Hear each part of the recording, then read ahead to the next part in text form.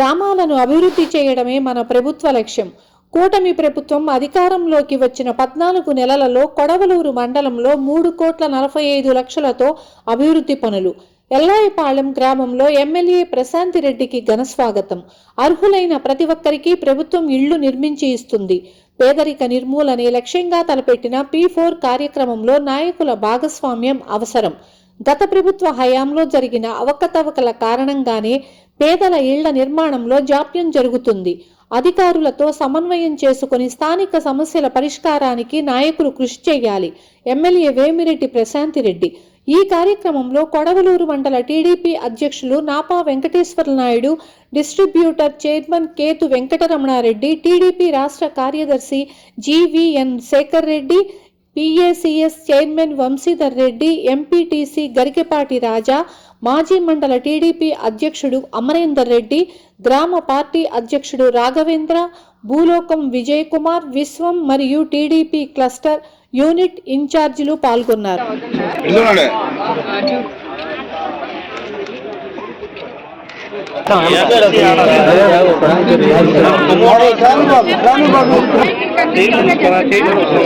డబ్బులు waste P4 లో పెట్టండి. 10 మంది బాగలేని వాళ్ళకి హెల్ప్ చేయండి. సరేనా? ఈ మాలలు ఈరోజు ఎల్లాయిపాలెంలో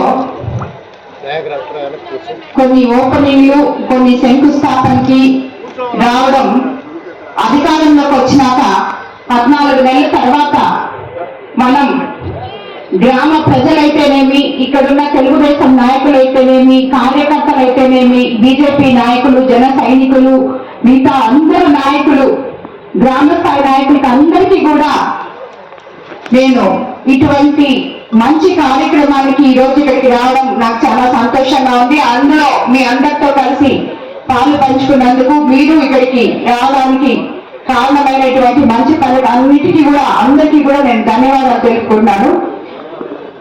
అసలుగా మేము ఎలక్షన్ ముందు ఇక్కడికి వచ్చినప్పుడు ఈ శ్మశానం గురించి, అక్కడ ఇంకొక పొలంలోకి పోయేదానికి ఒక దొంగ రోడ్డు గురించి, అలాగే శ్మశానానికి దారి లేదని, ఇలాంటివన్నీ కూడా అడగడం జరిగింది. అలాగే ఇప్పుడు మనం శంకుస్థాపన చేసుకున్న సుమారు 60 లక్షలతో రోడ్డు, ఈ గ్రామస్తులు అందరూ ఇప్పుడే చెప్పారు, గ్రామ నాయకులు 40 సంవత్సరాల నుంచి మేము ఈ రోడ్డు కోసం ఎదురు చూస్తున్నామమ్మా, ఇప్పటి వరకు ఎవరు ఈ రోడ్డు వేయలేదు, ఈ రోడ్డు అలాగే నిలబడిపోయింది, అన్ని ప్రభుత్వాల్లో మేము తిరిగాము కానీ ఇది జరగలేదు, ఇప్పుడు ఈ రోజు మనం శంకుస్థాపన చేసుకున్నామని చెప్పారు. దానికి నిజంగా నేను చాలా సంతోషపడుతున్నాను. ఈ రోజు మనం శంకుస్థాపన చేసుకోగలుగుతున్నాము. ఇన్ని రోడ్లకి ఇంచుమించు ఇక్కడ ఎల్లాయిపాలెంలో ఈరోజు ఆల్రెడీ గ్రామ పంచాయతీలో 11 వర్కుల దాకా మనం చేస్తున్నాము. 6 వర్క్స్ వచ్చి 31 లక్షలు, ఇంకొక 2 కొత్త వర్కులు 10 లక్షలు, NPRs లో 15 లక్షలు, ఇప్పుడు ఈ రోడ్డు 60 లక్షలు. అలాగే కొడవలూరు మండలంలో 14 నెలల్లో 3,45,00,000కి అభివృద్ధి పనులు మనం చేస్తున్నామంటే అదంతా కూడా మన ముఖ్యమంత్రి చంద్రబాబు నాయుడు గారు, అలాగే పల్లె పండుగలో భాగంగా మన ఉప ముఖ్యమంత్రి పవన్ కళ్యాణ్ గారు, అలాగే యువ నాయకుడు నారా లోకేష్ బాబు గారు అందరూ కలిసి ఒక్క సంక్షేమమే కాదు అభివృద్ధి కూడా అవసరము. ప్రజలకి అభివృద్ధి లేక అస్తవ్యస్తంగా ఉన్న ఈ ఊళ్ళని, పల్లెలన్నీ మళ్ళీ పక్కన వాతావరణం తీసుకురావాలి అని చెప్పి వాళ్ళు చేసిన సంకల్పమే మనకి ఈ రోజు 14 నెలల్లో ఒక్క కొడవలూరు మండలంలో 3.5 కోటి వర్కులు చేసుకోగలుగుతున్నాం. అదేవిధంగా ఈ రోజు ఇక్కడ ఎల్లాయిపాలెంలో 30 లక్షల రూపాయలతో గ్రామంలో అంతర్గత రోడ్డు నిర్మాణం చేసుకున్నాం. మరో 65 లక్షలతో దాసరిపాలెం వద్ద మెయిన్ రోడ్డు, 10 లక్షలతో ముస్లిం కాలనీకి సీసీ రోడ్డు. కూటమి ప్రభుత్వం అధికారంలోకి వచ్చినాక రాకముందు మనం ఏదైతే చెప్పామో గుంతలమయమైన రోడ్లని సరిగా గుంతలు పూడ్చి ప్రజలకి అంకితం చేస్తామో అని చెప్పి ఈ రోజు అక్షరాల కొన్ని రోడ్లు మనం చేసుకోవడం జరిగింది. రాబోయే రోజుల్లో అలాగే అవి కూడా చేసుకుంటాం. అలాగే ఎంపీ వేమిరెడ్డి ప్రభాకర్ రెడ్డి గారి సహకారంతో కూడా ఈ ఊరికి ఎంపీ లాస్ కింద శ్మశాన వాటికి 10 లక్షలు, అలాగే ఒక రోడ్డుకి 5 లక్షలు కూడా ఇవ్వడం జరిగింది. అది కూడా ఈ రోజు ఇక్కడ మనం వాడుకోవడం జరిగింది. రాబోయే రోజుల్లో ఇప్పుడు మీరు చెప్పారు పాటూరు ఎల్లారపాలెం రోడ్డు కూడా చాలా అవసరం అమ్మ మాకని చెప్పి, అది కూడా ఆల్రెడీ 40 లక్షలతో ఎస్టిమేషన్స్ కి పంపించున్నాం. అది వచ్చిన తర్వాత దాన్ని కూడా వేసుకుంటాం. ప్రజలు, ప్రజా నాయకులు, గ్రామాల్లో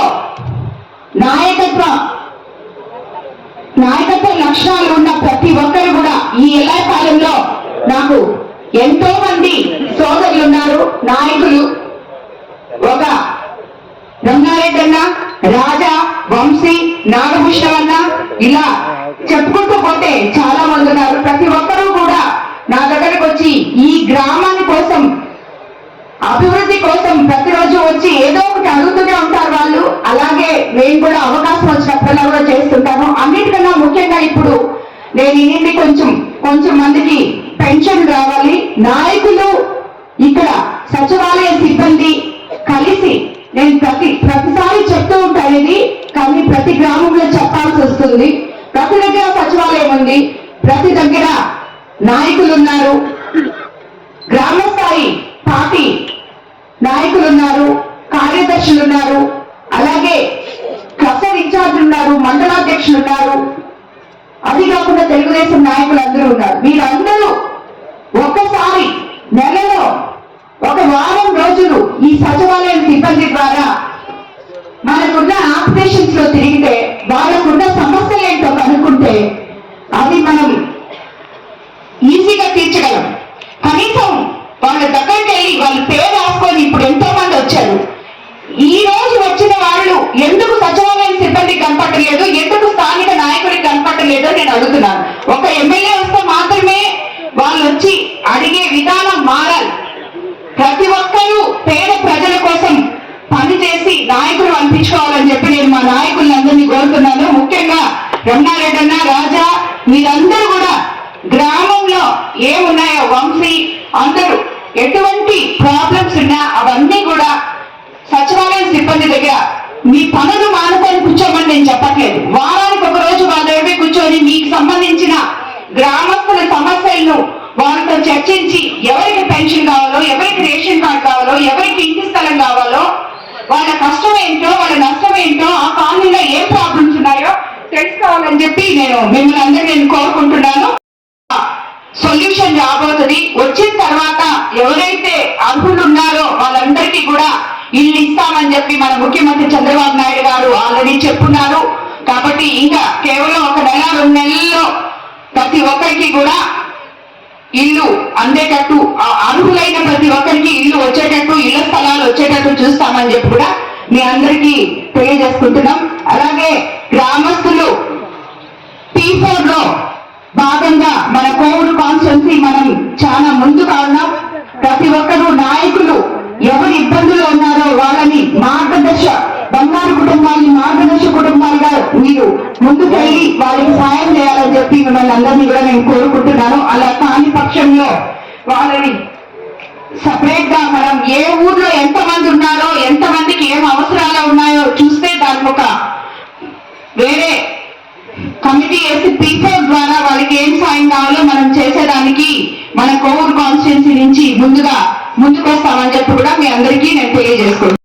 మనకి మన తెలుగుదేశం ప్రభుత్వం అదృష్టం అనుకోవాలి. విస్తృతంగా జల వనరులు ఉండేటప్పుడు ప్రతి ఒక్కరు 2వ కారు వేశారు.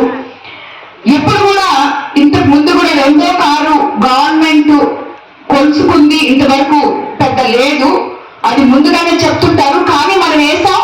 అది ఆల్రెడీ మినిస్టర్ గారితో సీఎం గారి దృష్టికి తీసుకెళ్తున్నాం. ముఖ్యంగా మన నెల్లూరు జిల్లాలో కోవూరు కాన్స్టిట్యున్సీ నుంచే ఆ ప్రాబ్లం ఉంది. ఏదో ఒక సహాయం చేస్తామని చెప్పి కూడా చెప్పున్నారు, మాట ఇచ్చున్నారు. అది మాట్లాడుతున్నాం. తప్పకుండా రైతులకి అండగా ఉండే ప్రభుత్వం మన తెలుగుదేశం ప్రభుత్వం అని ప్రతి ఒక్కరికి తెలుసు. చంద్రబాబు నాయుడు గారు రైతు పక్షపాతి, రైతుల సమస్యలు తప్పకుండా ఆయన తీరుస్తారు. వాళ్ళకి ఇబ్బంది లేకుండా చూసే విధానాన్ని, సమస్యని పరిష్కరించే విధానంగా ముందుకు తీసుకెళ్తాం.